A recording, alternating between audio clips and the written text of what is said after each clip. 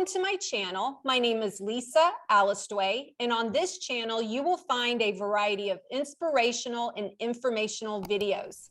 So if that sounds good to you and you haven't subscribed, please subscribe. My guests this week include Dr. Caryn Honig, Gittel Francis, and Hunny Phillips. This panel will be discussing Poppy's Run for Life and addressing suicide prevention and awareness. Welcome, everyone. Hi. Hi. Awesome, awesome. Real quick, can we just go around and you guys just say a little bit about who you are and what you do, starting with Caryn. Hello, Lisa. Hello, everybody. My name is Caryn Honig, and I am a dietitian by trade, a clinician. I was in private practice for 30 years, and I'm also a professor at the University of Houston. And life was just kind of rolling along. And in the 80s, I had struggled with mental health issues. I had an eating disorder. And in the 80s, my grandfather died by suicide, and nobody talked about either of those things, my mental illness and my grandfather's suicide. And then last year, my dad died by suicide, and sadly and tragically, I found him. And so in the 2 seconds, my life changed. And so now I closed my private practice, and my mission now is I'm an advocate for suicide prevention, awareness, and education, and to help people who are struggling and those who have been affected by suicide. Awesome, awesome. All right, Gittel. Hey, Lisa. Hello. Hi. So Gittel Francis, I'm originally from New York. I moved to Houston about 7 years ago. And a year after I moved to Houston, there was Hurricane Harvey, which devastated the city. And I was brought to Jewish Family Service as a disaster case manager. A year after that, when kind of like the client need was sort of subsiding, our CEO at the time, Linda Berger, had in mind to do a community outreach kind of program, specifically talking about suicide prevention. And as Dr. Caryn says, one suicide is too many. So the goal of it was very different than a regular, typical outpatient mental health clinic. So we do still see the people, right, in counseling and support groups and all that, but that we were going to create sort of a department that would go out to the community and offer training, suicide prevention, mental health literacy trainings, and some other stuff to sort of create more of an awareness, reduce stigma around mental health conditions, and also to teach people how to have conversations, how to be a support for a person. So we started this program kind of like a public education program with mental health literacy courses, and then specifically about suicide prevention. And then it's along with other things. And then COVID happened, and our ability to kind of expand our reach nationally and globally was that. So I've done a lot of trainings in the last couple of years with suicide prevention. I'm also right now working at Jewish Family Service as a clinician, as a therapist. So I'm kind of seeing both sides of it. I do the outreach piece, but then I also do the individual in-reach piece. All right, very good. Hunny. Hi, I'm Hunny Phillips. I'm with the Montrose Center. I'm basically over all the events for the Montrose Center, fundraising and third-party events like Poppy's Run. And I'm basically the face. I just go out and talk to the people, get them to come to the center to see what we do, give them tours, and that's about it. Awesome, awesome. Okay, so let's get right into it. Caryn, can you share with the audience what Poppy's Run is all about? Sure.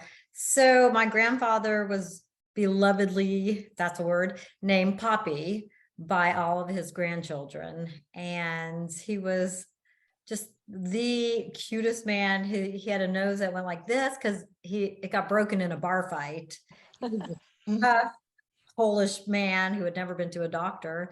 And we lost my grandmother 6 years prior to his death, and his life was never the same. And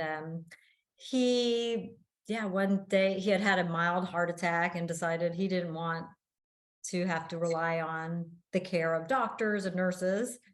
And so he ended his life. So his name was Poppy. And then fast forward, I had children.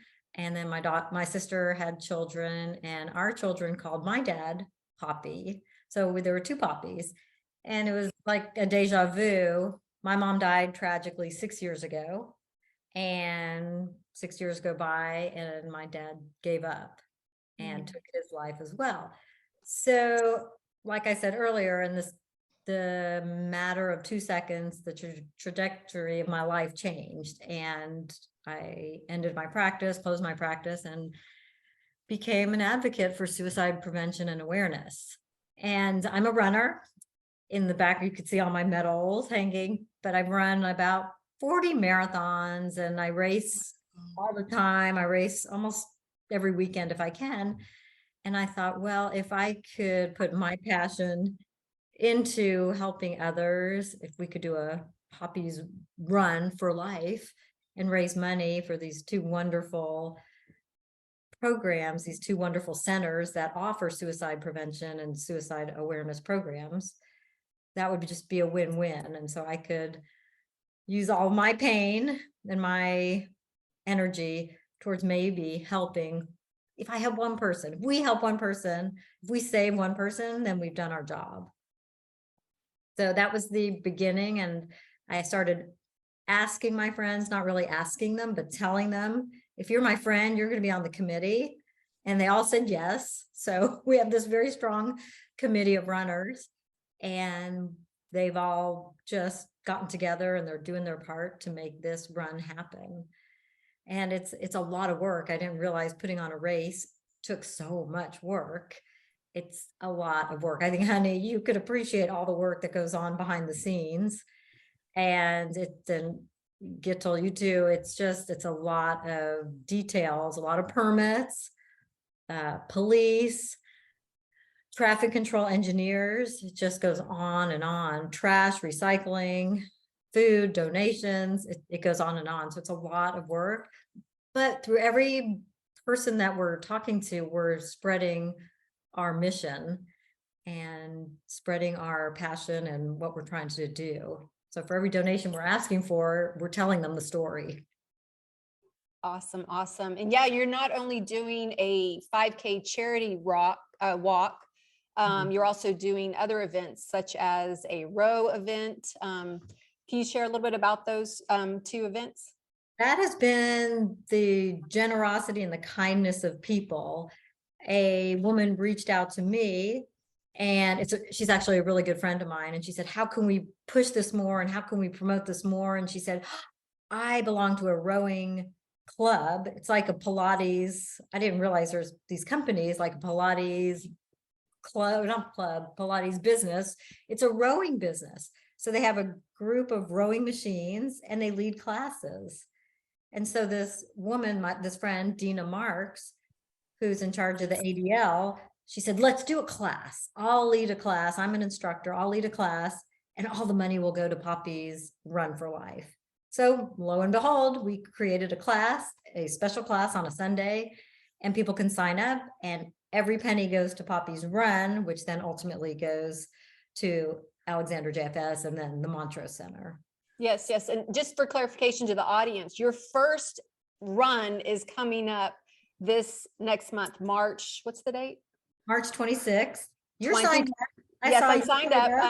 2023. So I'm not sure who's watching when they're watching this video, but it's a testament to you because you were able to put this all together like less than a year. And it's about to come to its fruition with the first annual race, because it's not going to be the last. And do you know how many people you have signed up right now? Yeah, we said we would limit it to 350, just so we can control that amount. And we're halfway there. We have, I believe, over 175 signed up.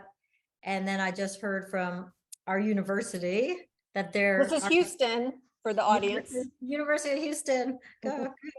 They're going to, our department's going to sponsor a team. Awesome. So I just heard that last night. So yes. And so Poppy's Run is going to be running through downtown Houston. Yes. A little bit, not down to the U of H downtown. Okay. Yeah. U of H downtown, just a small part goes through, and they've been gracious enough to give us their part of the property. They've given us permission to run through it and use their parking lots. So they've been very gracious as well. Okay. And so this is a big undertaking. Like, you know, you can't do this alone, and you've created a lot of partnerships with people that you've known, but also these two great organizations here, the Jewish Family Center and the Montrose Center. Can you guys just kind of jump in and share how you are involved in supporting the Poppies Run? Starting with Gittel. All right. So I think that one of the things that, Caryn, I don't know if you know this, but Jewish Family Service also extended the invitation for all of the staff to be able to sign up for Poppies Run. I was hoping to do it with my daughter, and she said, no way I'm getting out of bed on a Sunday morning that early, but I'll definitely be one of the people that are walking. And we're supporting the Poppies Run by putting it in our newsletters, letting our staff and our volunteers, as well as our board members, know about it. Caryn spoke at our board meeting. Another thing that we do once a year is we have something called a film festival, a Real Abilities Film Festival. And we've been doing it now for about 10 years. And what it is it's a film festival that highlights people living with disabilities, intellectual and physical disabilities. And kind of that has, you know, shows movies and music and, you know, different speaker series about people living with disabilities. And one of the highlights of the film festival is something called Mental Health Night, where people come and watch a movie about mental health and listen to like a talk back from a panelist of professionals. And one of the sponsors of the event was Poppies Run. And Caryn got up there and she spoke about Poppies Run and about the importance of, you know, doing Poppies Run and the importance of creating that mental health awareness. I remember one of the first meetings I had with Caryn, I said to myself, wow, she really kind of gets it. And her mission is very aligned with the mission that we're doing to kind of create awareness. I have to show you, actually, I'm doing a training tomorrow on Thursday, and you can't see it, but I'm going to bring Poppies Run with me as some, you know, materials for resources to the training. But just kind of go back to it, that one of the things that we do is we want to decrease stigma. We want people to be able to come for help sooner, right? On average, do you know how long it takes, Lisa, honey? I'm throwing it out to all of you. Caryn, yeah. How long do you think it takes from when somebody starts seeing signs or feeling signs and symptoms of a mental health condition until when they get that appropriate professional help? Do you know how long it is on average? Over a year. Over a year. What else? Multiple years. Multiple years. Caryn, want to give a guess? 3 to 4 years, maybe. So the key word that I was talking was the appropriate professional help, and generally it takes about a decade, right? So if you think to yourself that if you had a toothache and you waited a decade to go to the right dentist, right? Or if you found a lump somewhere in your body and you waited for those 10 years, where you would be, right? So I think that one of the things that we're so happy to partner with Poppies Run about is the fact that we want to do as many programs in the community that is going to decrease the stigma, that is kind of looking at the upstream model of prevention, you know, getting people into the appropriate professional help quicker and faster. And because life is a very, very, you don't want to waste it, right? There's a lot of things that you miss, you know, with mental health conditions or with mental illness. And the sooner we get the people into services, the more awareness we create, suicide, mental health conditions, decreasing stigma, the faster people will get in. And hopefully it won't result in suicide. It will result in kind of helping themselves earlier. We like to call ourselves the upstream model of prevention. Do you all know what the upstream model is? No? All right. Here's what it is. Imagine you're at the riverbank, right? Let me think about, where's there a river here in Houston? I don't know, wherever. The bayou. Right, there's not a river. So we're not going to use the river. But imagine you're at a riverbank and it's beautiful, right? And the clouds are out in the sky and you hear the birds chirping in the trees, and it's really, really a serene atmosphere. And all of a sudden you hear a commotion and you look up and you say, oh my gosh, there's somebody drowning in the water. So of course, what do? you run into the water and you try to save the person, and you're successful and you're able to save them. And then the EMT gets there, or whatever, the medics get there, whatever it is, and it's okay. You're back to the serene, calm river again, right? But then again, somebody else is drowning, and again, somebody else is drowning. And at a certain point, you say to yourself, you say, I wonder what's going on further up the river or further up the stream that's making people fall in the first place and get to the situation where they're drowning. So you go upstream and you see, hey, the barrier, blocking people is broken.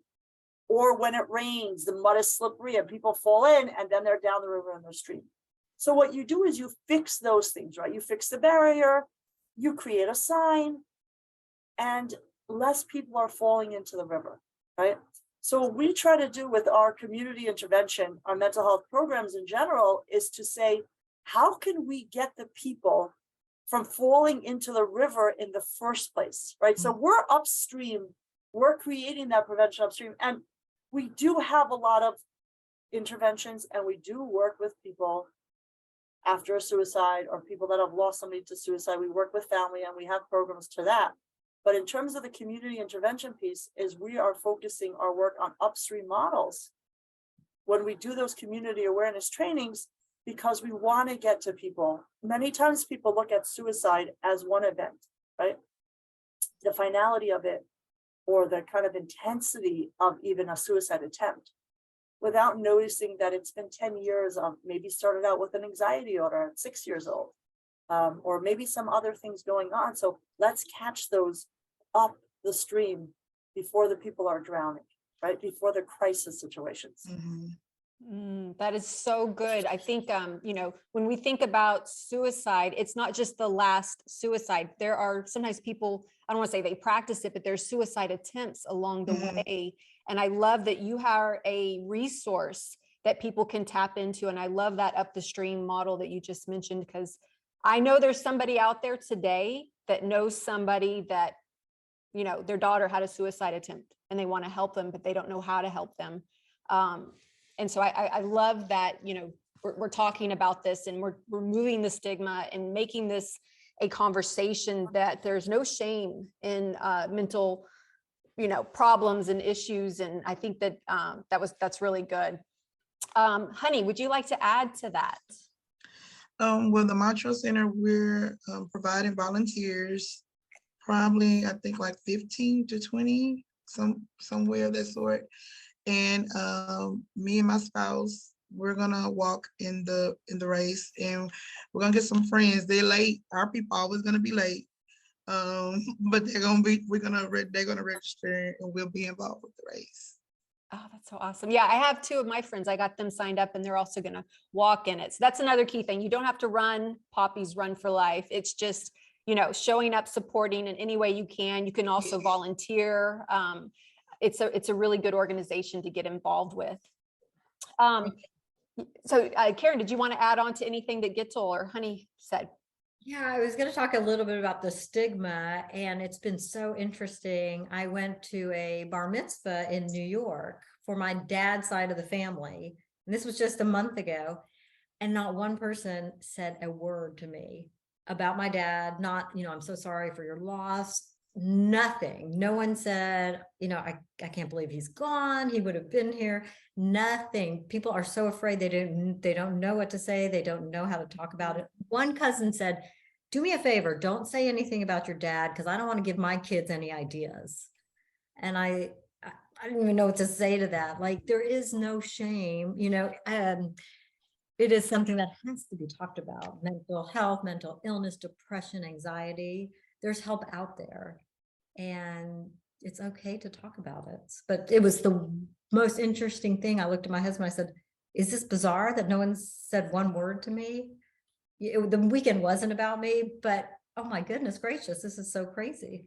I think sometimes people are just so uncomfortable because it's facing your own mortality, and people would rather stay in la la land about that. That's not going to happen. We're all going to die, and death is part of what I think should be part of everyday conversation. And we don't make it part of everyday conversation. We all deny, we suppress, we ignore. And I think the more that we can talk about things like death and pain and mental illness and address them and help people, the better off we will be.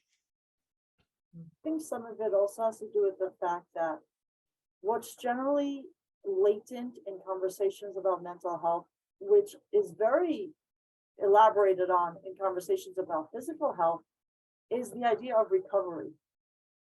Say I broke my leg, right? And I walked into the office and I say, hey, Lisa, hey, Caryn, hey, honey, what happened to you?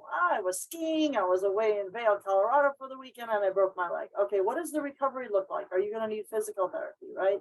But if I haven't seen you for a while and I walk into the office and I say, I was hospitalized because I was suicidal over the weekend, the conversation generally ends. Mhm. And I think that part of creating that awareness and decreasing the stigma is creating the awareness that recovery is possible, right? And that people, instead of facing their own mortality, could face their own vulnerabilities to say, hey, this is something that I'm scared of as well, right? You have to lean into those harder conversations because the reality is there are many people that recover from mental illnesses.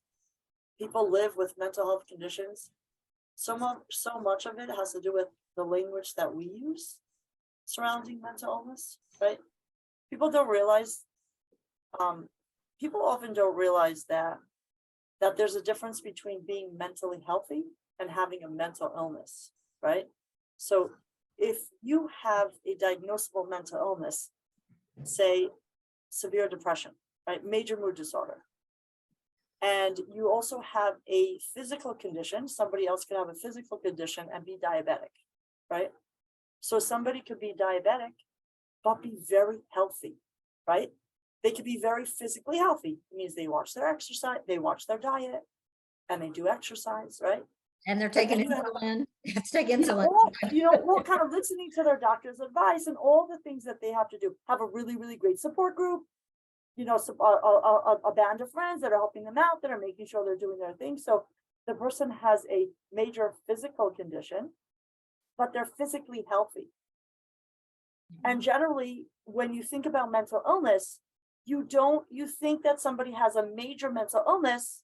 How could they be mentally healthy? But there are people that live with very, very severe mental illnesses, but they are very, very mentally well. And then there are people that live with major mental illnesses and are mentally unwell. The same way there are people that live with major physical illnesses and physical wellness. So when it comes to mental health conditions, part of the stigma is that we clump it together. All right, if I have a mental illness, it means I'm going to live like this for the rest of my life. I'm always going to be a burden on other people, and my family's going to have to take care of me, et cetera, right? Whereas there are things that I can do to increase my mental health, right? There are things that I can do to keep me more robust and mentally well. One of the things I have to tell you, Caryn, is everyone always says, get outside, run, exercise, do something. So you're kind of even offering a sort of a recovery piece when at the same time talking about mental health awareness, because so much of recovery and being mentally well has to do with being outside, being connected to others, which is a lot of what your race is offering. Sure. And I have to say we've come a long way in terms of mental health, mental illness, talking about it. When I first went into practice 30 years ago, people did not, and when I struggled in the 80s, nobody talked about eating disorders, alcoholism, addiction. It was the alcoholic was the man, in a trench coat in the gutter. Well, now we talk about it, and we know that alcoholics are everywhere, and there's AA meetings, every hour, on the hour, everywhere. People talk about eating disorders, drug addiction, and it's the same thing. We need to keep talking about it and putting it out there and reduce the stigma about mental illness and mental health, depression, anxiety. People just, it's moving. We need to keep moving along, just like addiction was years ago.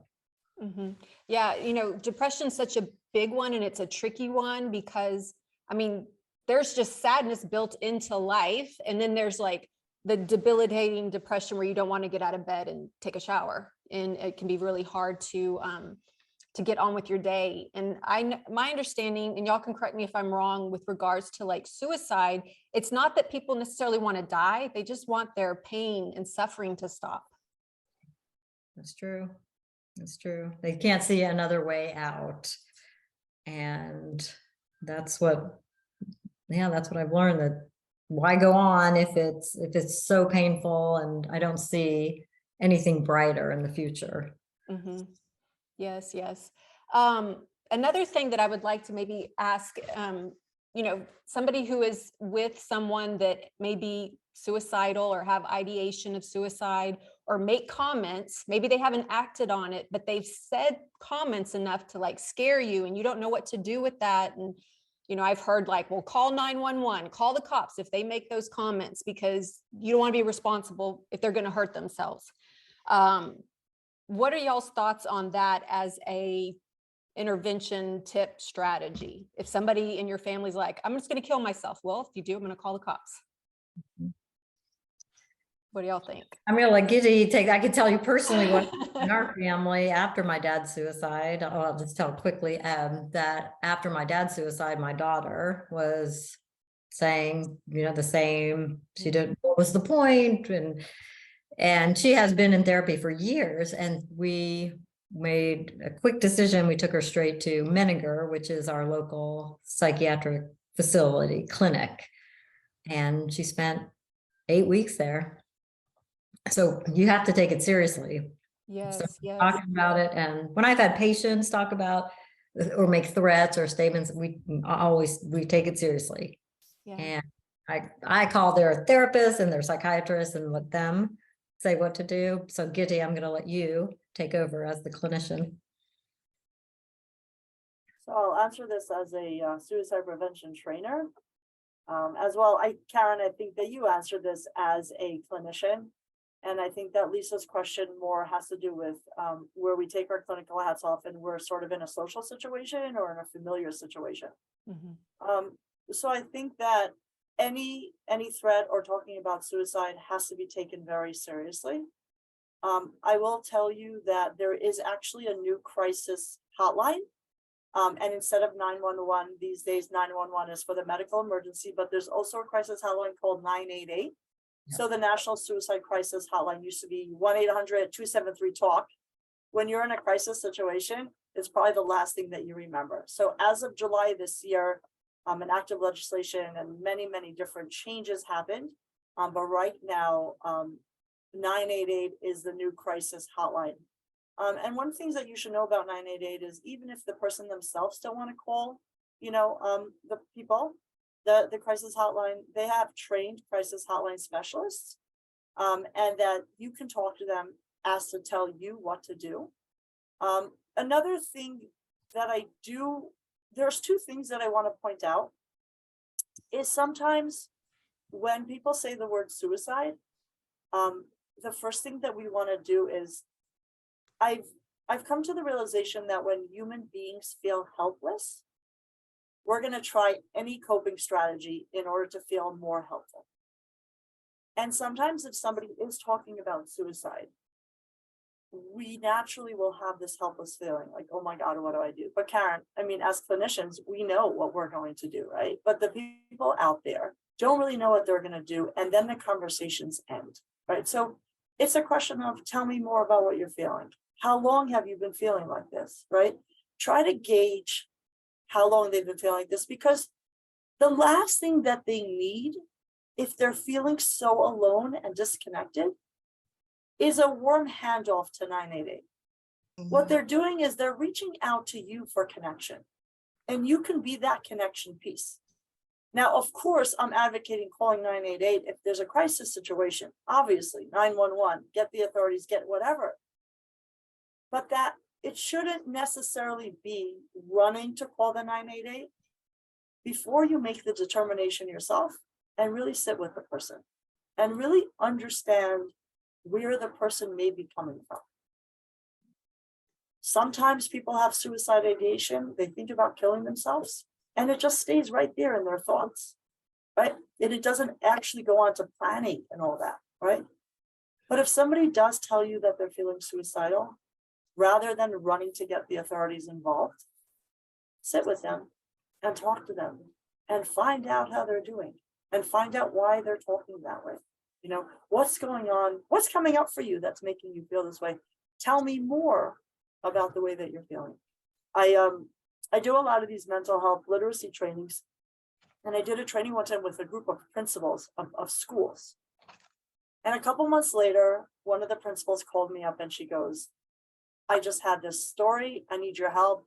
I need to have a warm handle. She says, one of the students came in and she said she had a terrible fight with her parents, and there's fighting at home. I think she needs to see a therapist. So I said, why do you think that? Well, there's fighting at home. And I said, but she came to you to talk to you. You're the principal. You're the person she reached out to. So if you're going to say, oh, you should see a professional about that, where's that reassurance? Where's that kind of, it's not about the warm handle. She didn't come to speak to me as a professional about the fighting at home. She didn't fill out a request for therapy. She filled out a request from you as her principal, as her confidant. She came and spoke to you about it, right?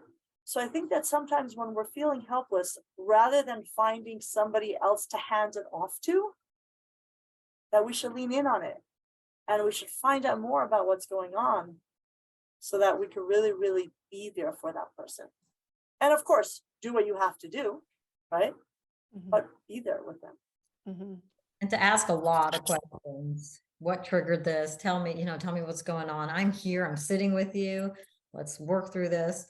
But if they have a plan, you got to reach out for, that's a question like, you're having these thoughts and do you have a plan? And if they have a plan, you have to act. On my website, I'm going to pull it up. Yeah. There is on the home, I think it's on the homepage. Yeah, suicide prevention resources. And it has the different 988 suicide crisis, call today.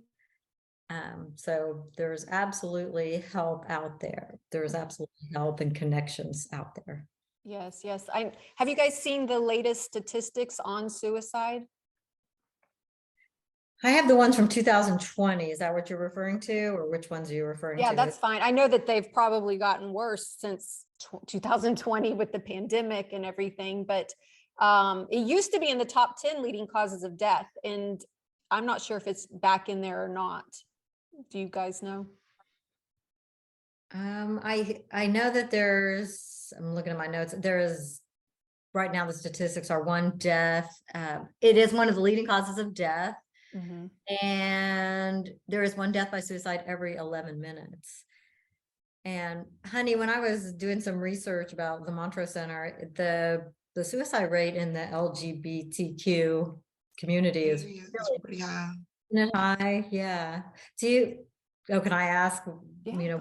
what is that about? Why do you think that is? I mean, I have my own thoughts, but you're the professional. Probably acceptance from family, friends coming out. You can't be yourself, so why should I be here if no one accepts me for just being me, being judged, and all that kind of stuff, or not even that, or get into a relationship and your partner is not out. That can be stressful. You want to live this way with me, and then you want to live this way out to the public, so that can be one factor as well too. If your kid's not accepting you, your parents not accepting you, you just don't feel accepted by society. Mm-hmm.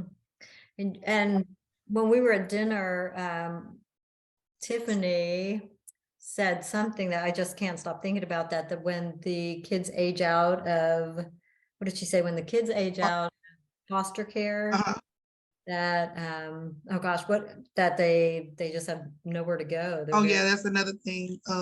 When some kids age out the foster system at 21 and they're left with no life skills, don't know how to fill out a college application to get, grant money, any kind of financial aid. They don't have working skills. They don't know how to do an application, just left to fend for themselves. And that's how a lot of kids turn to sex trafficking, selling drugs, and just doing all of these horrible things out here in the streets and stuff like that.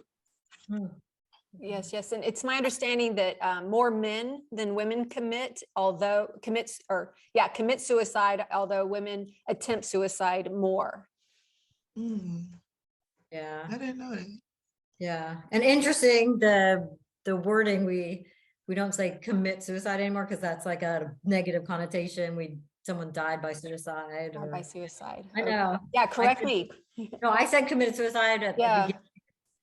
Some Well, people I'll tell you what it is, right? When you think about the word commit, what comes up in your mind? commit is Like I a decision. Relationship or something. commit to an insane asylum is what I Right, commit. make a decision. People get committed, right? Yeah, Oh, that way, yeah. What else? I mean, generally, we think about committed when it comes to like sins, right? Committed sin or committed adultery. Like people don't commit cancer, right? People don't commit suicide. They die by suicide. They die by cancer. Mhm. mhm. Wow, so we definitely need to be careful with the language and, with more compassion and more understanding. And I think that's part of the education and the awareness that we can have around it, because people just don't know. Like I learned this today. I didn't know that we're supposed to say that instead of, because I've always heard committed suicide my whole life. I appreciate you telling us that, because I didn't know. I was talking to somebody and we were talking about a mental health awareness race. And so I was like, oh my gosh, that's so crazy. So she was like, don't say crazy.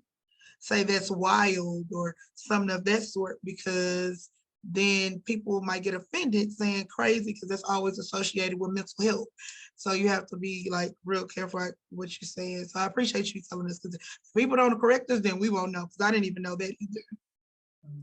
I'll tell you, it's interesting because I think that when we think about change, right? And Caryn, when you think about your mission of creating Poppy's Rock, right? You think about what is your end goal, that you want to create more mental health awareness, reduce stigma, right?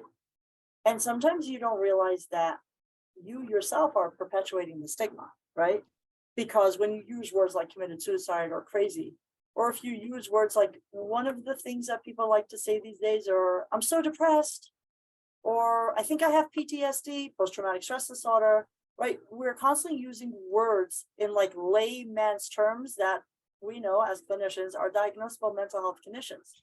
So if I was talking to somebody, if I was talking to a room full of people and I said, I think I have PTSD because, I don't know, my youngest kid fell down and got a scrape on his knee, and somebody in that room is struggling with really diagnosable post-traumatic stress disorder, do you think that person would feel comfortable coming and talking to me if they're struggling with something? Right? I think that what we like to point out generally is the negative, right? We like to point out the factors like the ACEs, right? The childhood experiences that may be caused, what are the causes of the mental health condition? But we don't realize that being people and trying to reduce stigma, we can be the protective factor for somebody. Mhm. We can be the person that somebody feels comfortable talking to us and having a conversation with us, because we're be careful with our language, or because we don't use words like that. And you know what the studies show? The studies show that people, the difference between making it and not making it sometimes is one person. Yep. One person can definitely make a difference. That's all it takes. Something else that I want to touch on is the family that's left behind after a suicide, which Caryn, you can speak to the choir on this one, and how important that they have the resources and support at that time. Caryn, would you like to touch on that a little bit? Yeah, it's the most devastating event possible. I recovered from an eating disorder and went on and had a productive life. That was, I'm not gonna say it was nothing, but it was minimal compared to how I'm suffering now. The people that are left behind live with, what could I have done differently? Could I have saved him? What were our last conversations? I had actually canceled a dinner plan because it was going out of town. It was a year ago, almost today. It was March 9th. And I was getting ready for spring break. So I said, Dad, I'm not gonna be able to go to dinner. Let's go to breakfast. And why did I cancel that? Why didn't I make the time to see him one more time? So it's a helpless feeling. It's very sad. It's very It's like you're beating up on yourself for things out of your control. right. And I did go to the Meadows, which is a treatment center in Arizona, to try to work on my own suffering from this event. I need continued care to try to let go of that guilt. It's very hard, but I know my siblings are suffering tremendously. It affects the grandchildren. It affects everybody. And we have to realize my dad must have been in so much pain to have, he would never have purposely have hurt me. He knew I would be the one to find him. He knew that, but he didn't at that time. He was beyond thinking clearly. So it's a hard road to travel. Yes, yes. Now, Hunny, at the Montrose Center, what type of resources do you provide for like the family and the friends and so forth around these types of topics? We have therapy, we have counseling, we take insurance, we do cash-based sliding scale, and you just call and get qualified at our main number, and they'll put you through the measures that you need to take. And Gittel, did you want to add anything to that? Oh, we also have, a switchboard that you can call 24/7. Oh, okay. Awesome. Okay. Amazing. I'd like to get information about that, Hunny. Okay, I'll send it to you. Thank you. So Jewish Family Service has a pretty extensive postvention. We'll go and visit the family in their home once the family calls us and lets us know. We also have a grief guide that kind of takes you through the stages of grief, both from a Jewish perspective as well as from the other perspective as well. So, if you're Jewish and you want to know the Jewish customs, we have a grief guide for Jewish religion and culture, and then for the regular culture as well.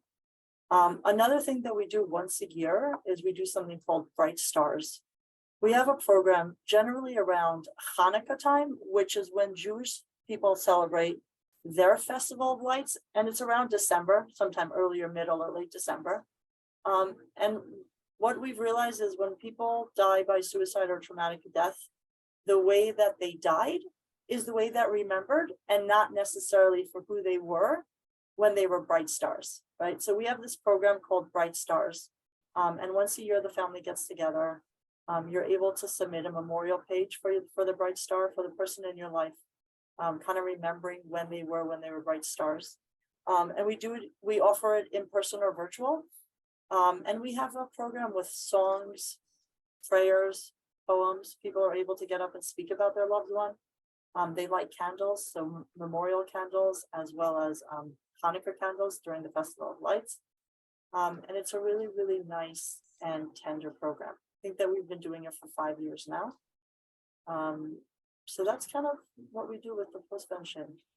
Oh, that is so good, because people want to celebrate the person's life and not just think of like the last moments. So I love that you have those activities available. So Caryn, you had mentioned suffering, which is a huge component to this. And it's not as easy as just accept and let go. And no, it's not that simple. There's a process to grief. And I know you have been working all the grief processes for many months, and you have channeled your pain and you've channeled your suffering, and you turned it into something very powerful.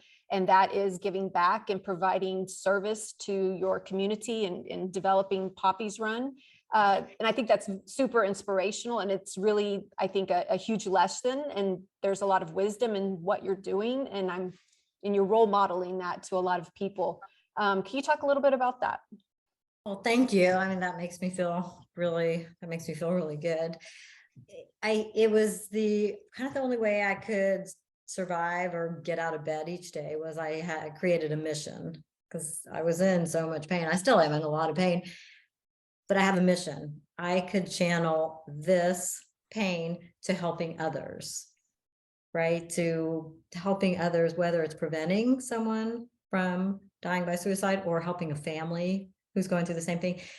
And I have to tell you, the people that have come out who I've met through this it's been unbelievable. People's generosity.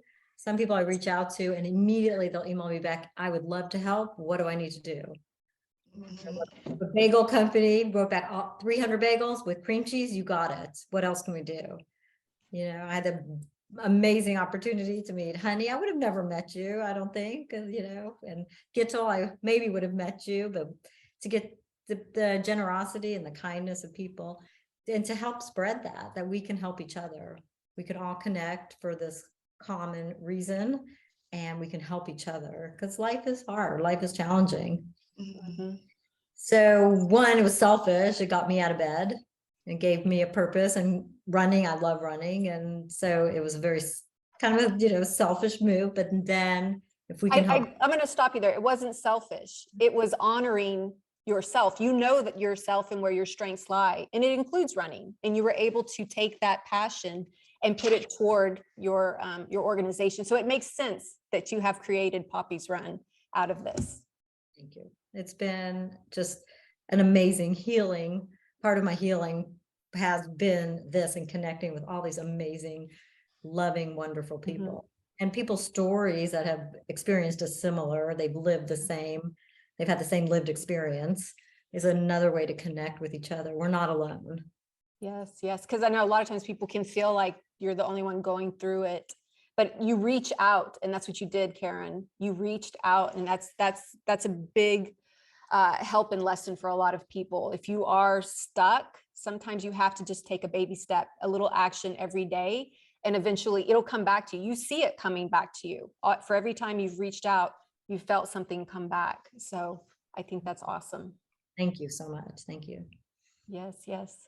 Do you guys have anything to add to that about suffering and grief and pain and how to take that if a family is dealing with that after a suicide in the family, how they can overcome? Gittel, do you have anything to add to that? I think that one of the things that I will add, and I kind of give this shout out to friends and family, that, you know, there's a wealth of professionals out there, right? Caryn said that she went somewhere to deal with this. And you spoke about your daughter as well, Caryn, right? But professional help is limited in a way that you also kind of need an entire community behind you and the connection piece with people. Sometimes people feel like, oh, the person goes to see a therapist, so I don't have to check in with them anymore. And I don't have to be on their team, right? But it's not the case. The case is that the professional help is one piece in their recovery journey, but it takes friends and family and self-support and self-care and so many other things than that professional help. I think that as a society, we're almost putting a very large premium on the therapist and the professional help, but just as equal premium should be on the friends, the family, the connections that people have, and the strategies and the coping mechanisms that people have, including the professional help. I agree. My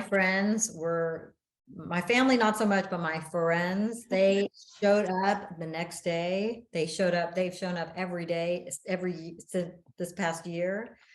I have friends coming in from all over the country for Poppy's Run to support me. Some people on the committee don't live in Houston. They're on the Zoom call once a week.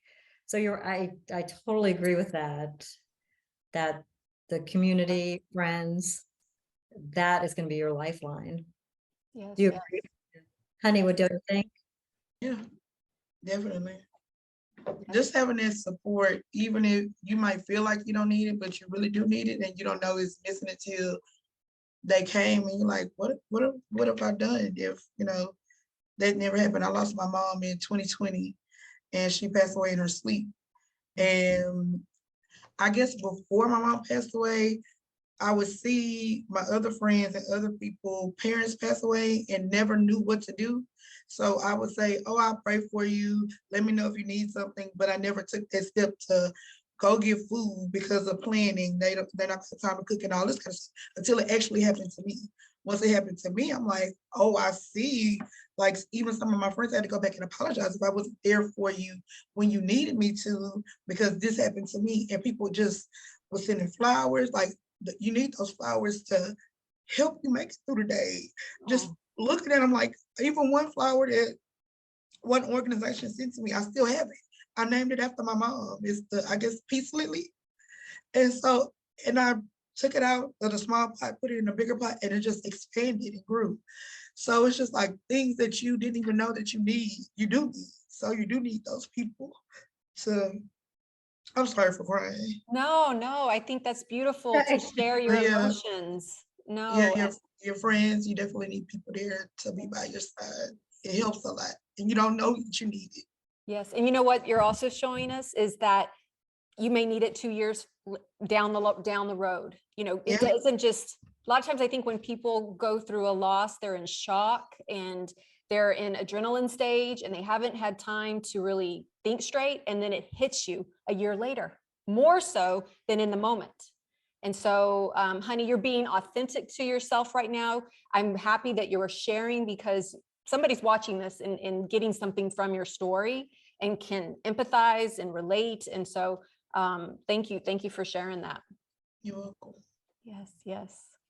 Well, you guys, we're getting here toward the end, and I just want to kind of conclude with, we've talked about a lot of things about Poppy's Run and how it came about, and obviously talk about suicide prevention and awareness and helping families after loss. And so there's a lot to this. And so just real quickly, I just want to kind of go around just to summarize to the audience what you would like for them to know about Poppy's Run or suicide and prevention and awareness. So we'll start with Caryn. Well, first, thank you so much for this opportunity. What It was my pleasure. Honor that you chose us to interview and talk and share with your community of listeners. I just want people to know that there is a community out there, there's help out there. There is help out there, and to not hold that pain in, to share, to talk about it. There is help, there is support, and come out to Poppy's Run, get some love, get some support through Poppy's Run, you know, and connect with others. That's just a huge piece of it, and never give up. You might be that one for sure. Gittel. Things. Kind of what Caryn was saying is that you're not alone. Yeah. Sometimes you're scared to share your feelings. You don't know if people care. You don't know if you can trust people. So that's from the individual that may be struggling with some emotions that seem too large for them. And then for the people that are the holders of those large emotions, know how valuable it is for you to be the holder, and know how important it is for you to be that protective factor for that one individual. Awesome, awesome. Honey, anything you'd like to add? I just say step outside of your comfort zone and don't be ashamed, because there's others that are probably just like you, they're waiting for you to make somebody else to make the first move so they can say, oh, I need help too. Just come to the run, maybe you'll meet somebody and you can go from there, and maybe you can get therapy or just be around other people like you. Maybe you can lean on somebody and help someone. Awesome, awesome. All of y'all's advice and tips and information today was just so helpful. I appreciate you guys taking the time to come on my channel, and I really hope that this video gets to the person that it needs to get to. Thank you, Lisa. Thanks for showing up. You'll be there March 26th. Absolutely, absolutely. Well, thanks. And if you guys like this video, be sure to give a comment down below and give it a thumbs up. And don't forget to subscribe and hit the bell to be alerted to when the next video drops. Thanks for watching. Bye.